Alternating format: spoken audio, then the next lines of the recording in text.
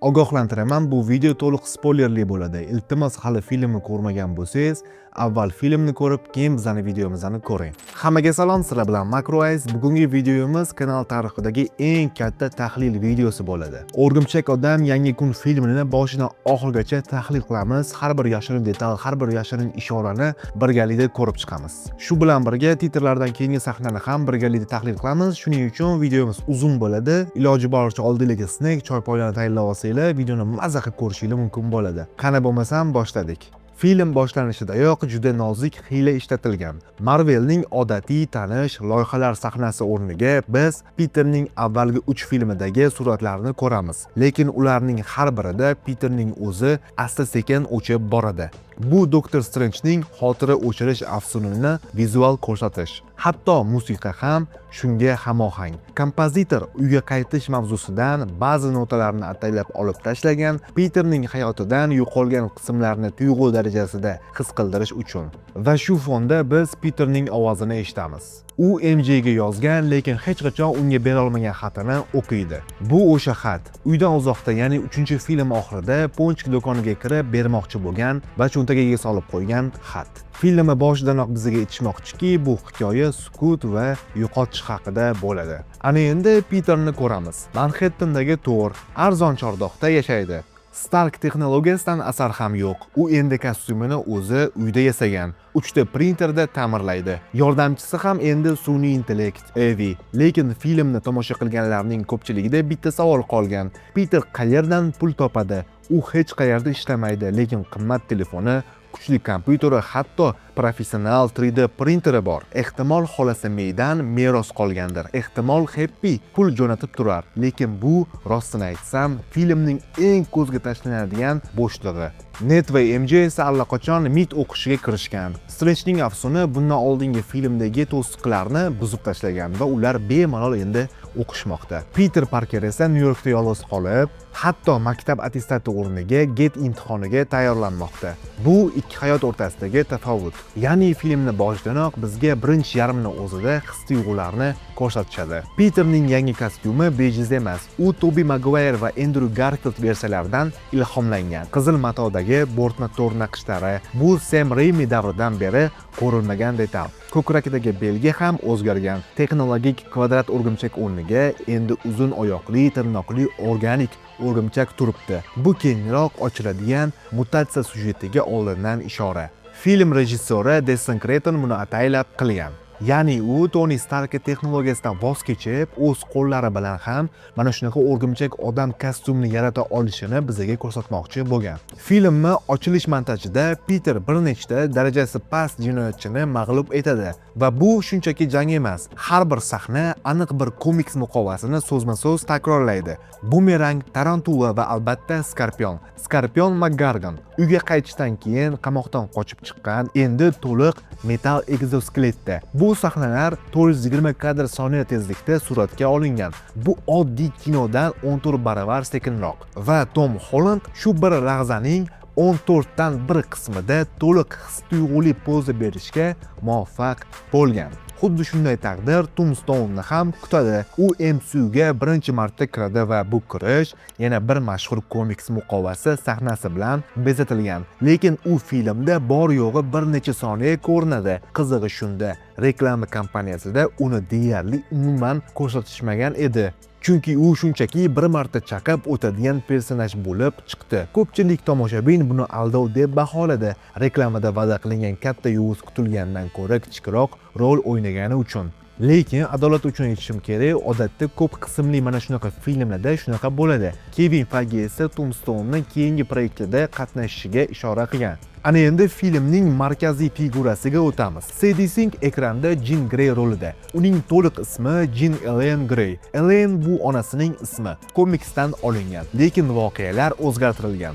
Bu versiyada onasi uni singlisini mutant qobiliyatlari tufayli tashlab ketgan. U film davomida deyarli oxirigacha asosiy yovuz sifatida ko'rsatiladi. U Damage Control binosiga qayta va qayta kirishga urinadi. VMAX deb atalgan sirli obyektni qidirib. Va bu nom tabiiyki hammani darhol bitta narsani, Tom Hardy tark etib ketgan Venom simbiotini eslashga majbur qildi. Peter bu jumboqni yechish uchun ikkita tomonga murojaat qildi. Ya'ni bittasi Yelena Belovaga va film davomida Peterga yordam bergan o'sha ayolga murojaat qildi.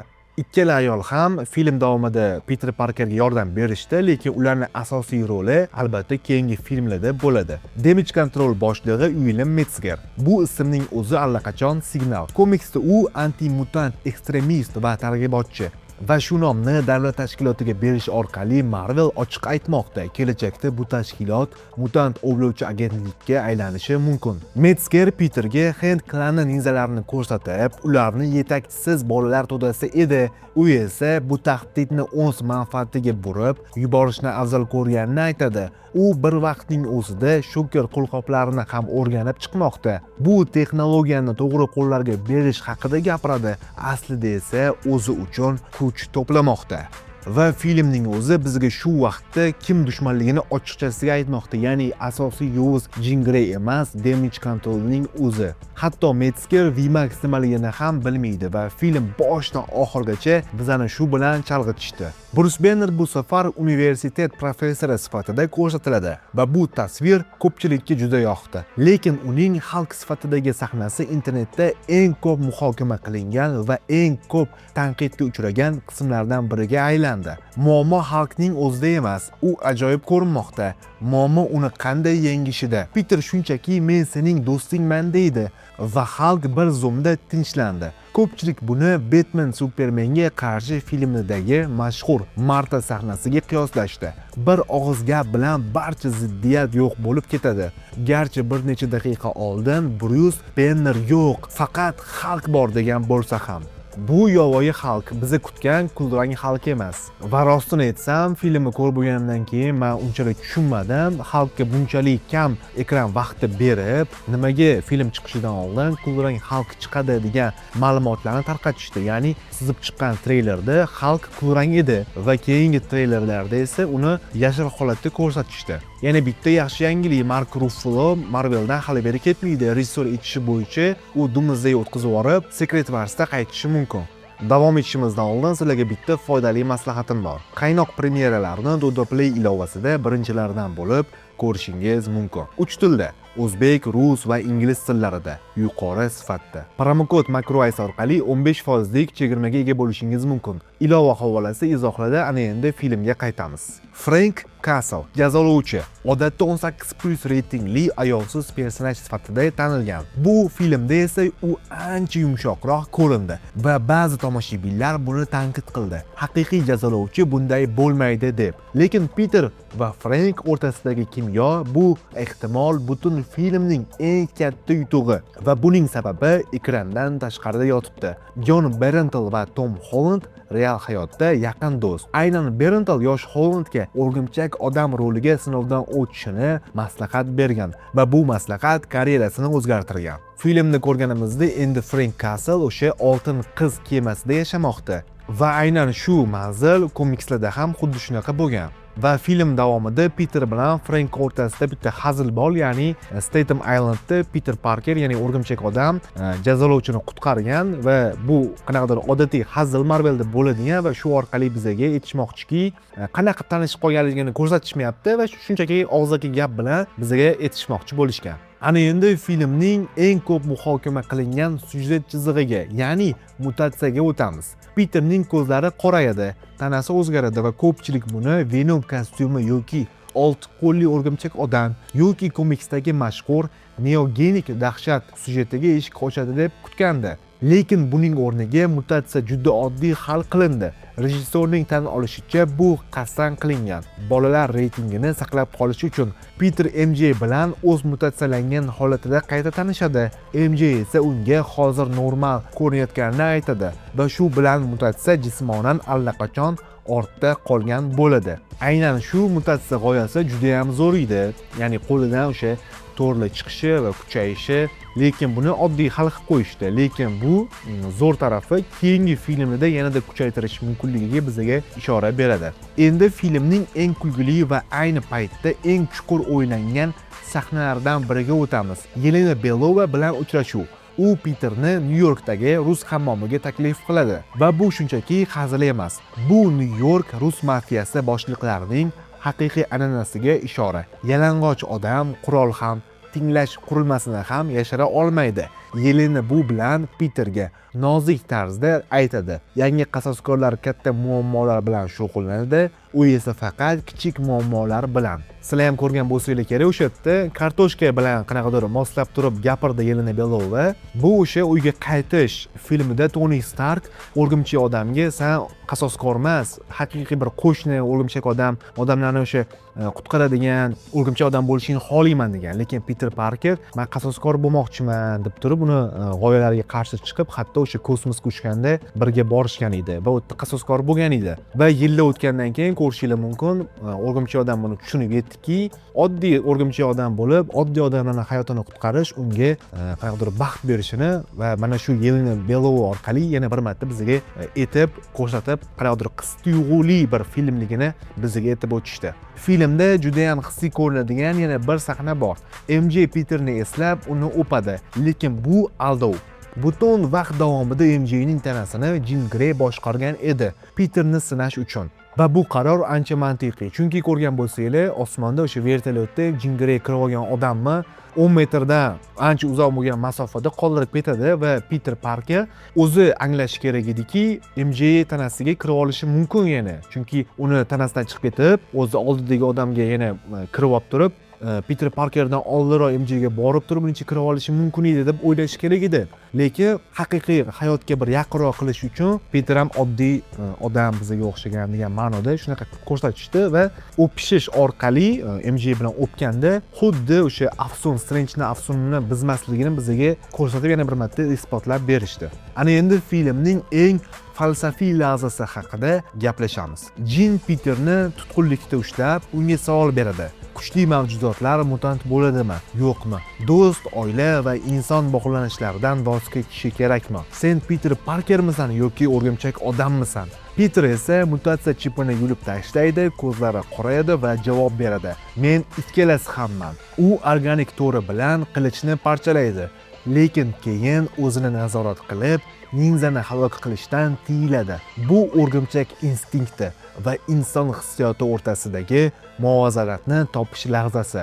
Va o'sha ninjalar bilan bo'lgan jangdan keyin Peter Parker Jean Greyga o'zini ongiga kirishga ruxsat beradi va o'tda May xolasi o'sha gapirgan gaplarini Jean Greyga qarab gapiradi. Sen alohida odamsan, lekin biz seni buning uchun emas, o'zing bo'lganing uchun sevamiz.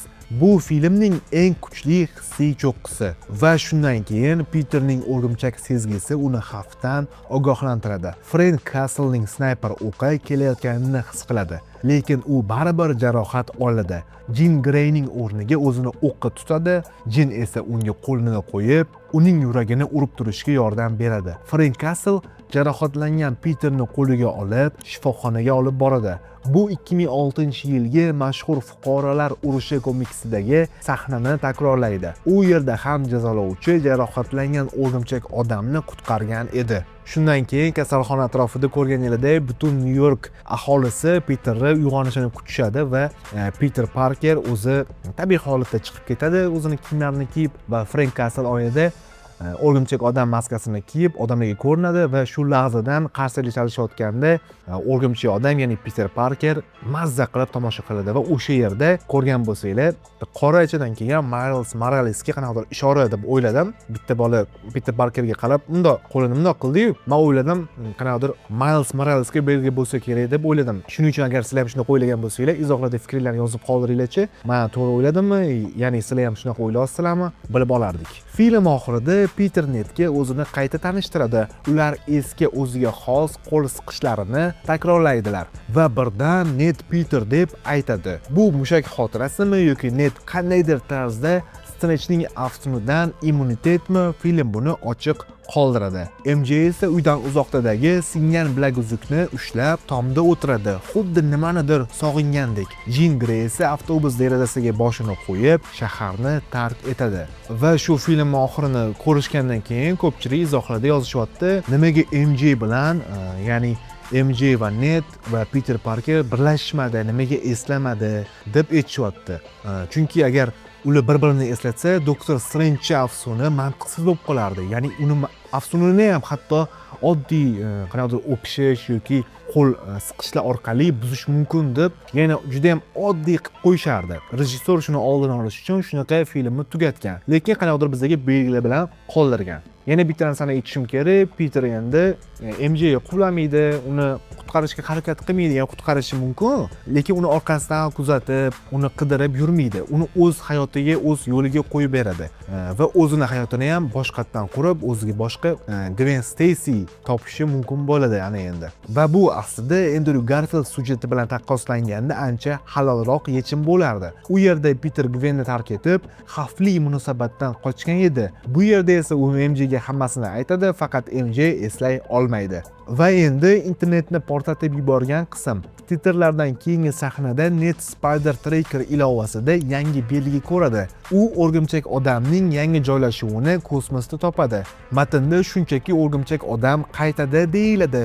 Hech qanday aniq film nomi aytilmaydi. Bu texnik jihatdan mantiqsiz. Spider Tracker odamlar yuborgan xabarlarga asoslangan ilova. Kosmosdan kim signal yubordi? Bu savolga hech kim aniq javob bera olmayapti. Shuning uchun 3 ta asosiy nazariya paydo bo'ldi. Birinchi nazariya va eng oddiysi. Esingizda bo'lsa, Momaqaldiroqlar filmi oxirida mana shunaqa titrlardan keyingi sahnada kosmik kemada fantastik to'rtlikni kemasi uchib ketdi. Aynan shu kemaga Yelena Belova, ya'ni o'rgimchak odam bilan tanishgan hisobiga uni ham olib ketgan bo'lishi mumkin kosmosga. Lekin muammo shundaki, Tom Holland Doomsday kastida umuman bo'lmagan, ya'ni syomkalarda ham uni umuman ko'rishmagan. Shuning uchun bu ham qanaqadir bir taxmin desak ham bo'ladi. Ikkinchi nazariya esa Doktor Doom Peterni kelajakdan Secret Wars davridan tortib olgan. Lekin bu ham to'liq mos kelmaydi. Agar shunday bo'lsa, nega faqat Peter, boshqa qahramonlar emas? Uchinchi nazariya va eng qizig'i shu. Tom Holland o'rgimchak odam emas, ya'ni boshqa Tobey Maguire yoki Miles Morales o'rgimchak odami boshqa olamdan, multi olamdan kelib qolgan bo'lishi mumkin. Chunki ko'rgan bo'lsanglar, titrlardan keyingi sahnada o'tda o'rgimchak odam yer sharida bitta qoldi va boshqa kadrga o'tdi, keyin o'tda yana bitta o'rgimchak odam paydo bo'lib qoldi. Meni o'ylashim bo'yicha boshqa shu Doomsday voqealari bo'layotgan vaqtda bizning o'rgimchak odam, Tom Hollandning o'rgimchak odami yerda qolgan, uni hech kim olib ketmagan jangga va Battle World bo'lib qanaqadir holatda yoki o'sha Doomsday treyleridagi umumiy sahnada 3 ta olam turuvdi-ku, 3 ta yer shari turuvdi. 3 ta olam, 3 ta multi olam turuvdi. O'shalardan bittasi yer sharimi 616-olamga o'tib qolgan va yangi o'rgimchak odam kirib kelib qolgan bizga. Taxmin qilishyapti. Bu nazariya eng qizig'i bo'ladi. Agar sizlarga ham shu nazariya yoqqan bo'lsa, bitta like bosib qo'ysanglar, xursand bo'lamiz. Bu film aslida o'rgimchak odam haqidagi film bo'lishidan tashqari X odamlar uchun ham zamin tayyorlaydi. Peter yaratgan mutatsiya to'sqichi bu aslida Pandora qutisi. Hukumat kelajakda buni mutantlarni ovlash uchun ishlatishi mumkin. Metzger garchi hozir qochib ketgan bo'lsa ham, kelajak X odamlar filmlarida asosiy anti-mutant yovuzga aylanishi mumkin. Xuddi eski trilogiyadagi Striker yoki Logandagi Dr. Rice kabi. Damage Control esa Sentinellar dasturiga aylanishi ehtimoldan yiroq emas. Kingpin haqida ham ishora bor. Axlat qutisida uning afishasi ko'rinadi. Kevin Feige esa uni kelajak o'rgimchak odam filmlariga qo'shish o'ylagandek qiyin emas deb aytgan. Tom Holland Venom kostyumini kiyishini tasdiqlagan, lekin premyeradan keyin bu haqida ancha ehtiyotkorroq gapirmoqda va bunga grafikaning murakkabligi sabab qilib ko'rsatilmoqda. Ana endi videoning oxiriga keldik. Shuning uchun xulosalarim haqida gaplashamiz. Film umumiy olganda menga juda ham yoqdi. Nimaga desanglar, Tobey Maguire va Andrew Garfield o'rgimchak odamlari ham mana shunaqa muhabbat beradigan filmlar bo'lgan. Bu ham mana aynan shu 4-Tom Hollandning 4-filmi o'rgimchak odam haqidagi menga juda ham yoqdi. Men shaxsan 2 marta tushdim kinoga. Bitta rus tilidagisiga tushdim 6-avgust kuni, ertasi kuni esa 7-avgust kuni o'zbek tilidagi tushdim. Ikkalasida ham juda ham mazza qilib ko'rdim. Ana endi xudo xolasa IMAXda ham qo'yilishi mumkin ekan. Odyssey filmi tugayapti. Ana endi IMAXga o'tadigan bo'lsa, men yana bir marta ko'rmoqchiman. Ana undan keyin va raqamli ko'rinishga chiqqandan keyin yanada chuqurroq, aniq bir detallar bilan yana bitta katta video qilamiz. Taxminan 2 oydan keyin noyabr oylarida qilsak kerak va ungacha alohida yana bitta sizlarga mana shu o'rgimchak odamni yashirin belgilari haqida qidirib o'zim zo'r videolar qilishga harakat qilaman, tayyorlayman. Sizlar uchun 10 minut, 15 minutlik mani videolarim agar sizlarga yoqayotgan bo'lsa, bitta like bosib qo'ysanglar xursand bo'laman va kommentariyada davom ettiraymi faoliyatimni, sizlarga yoqyaptimi?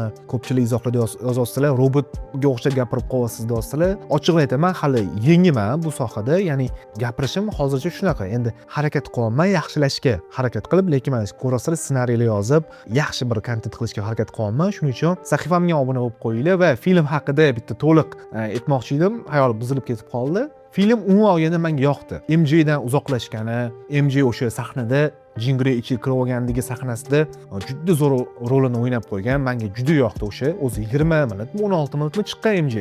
O'tgan Jingre bilasizlar, g'alati narsalar serialida chiqqan. Sadie Sink to'g'rirog'i g'alati narsalarda chiqqan. O'tdagi roli menga juda ham yoqqan va bu kinoda chiqqani va X-menlarni u aynan ochib berayotgani, u orqali X-menlar aniq kirib kelishini ko'rsatishgani va oxiridagi "Sen man borman" degan Peter Parkerni "Menda hech kimim yo'q, hamma o'lib ketgan" deganda Peter "Man borman sen hayotingda" deganda bitta bunday vzglad qildi.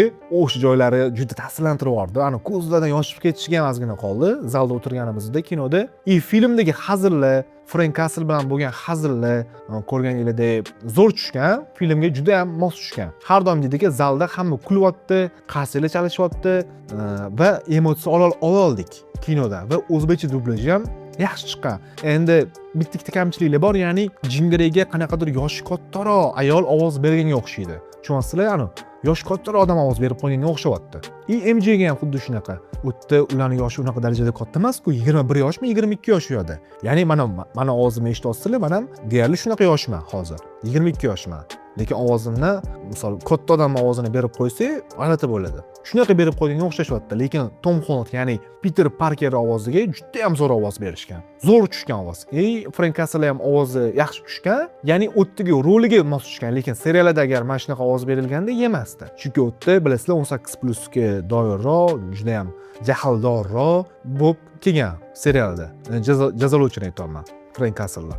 Va o'tda boshqa odamlarning ovozi o'sha ikkinchi darajali. Netiki juda zo'r chiqqan, zo'r ovoz berilgan va film oxiridagi o'sha qo'l berib xayrlashishgani menga juda ham yoqdi va emotsiya bilan zo'r tugatib berishgan kinoni va filmdagi musiqalar zo'r ishlangan, zo'r qo'yilgan. Filmni boshidan oxirigacha eng zo'r musiqalarni tanlashgan. Videoni tugatamiz do'stlar. Keyingi videoda ko'rishguncha sizlar bilan Macro Ice bo'ldi. Sahifamga obuna bo'lib qo'yinglar. Hammaga xayr.